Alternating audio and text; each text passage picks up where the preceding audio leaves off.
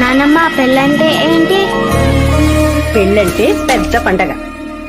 అంటే సంక్రాంతి దీపావళి లాగానా? ఆ పండగలు ప్రతి సంవత్సరం వస్తాయి, కానీ ఈ పండగ జీవితంలో ఒక్కసారే వస్తుంది. అన్నిటికి మించి ప్రతి ఇంటికి కొత్త తరం వస్తుంది.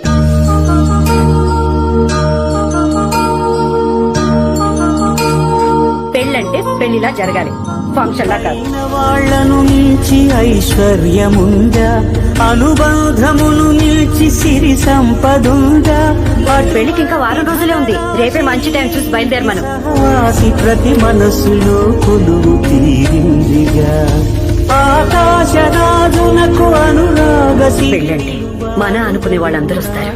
వాళ్ళు చూస్తే మా 70 ఏళ్ల జీవితం కనిపిస్తుంది. కళ్యాణం వైభోగం శ్రీ శ్రీనివాసుని కళ్యాణం.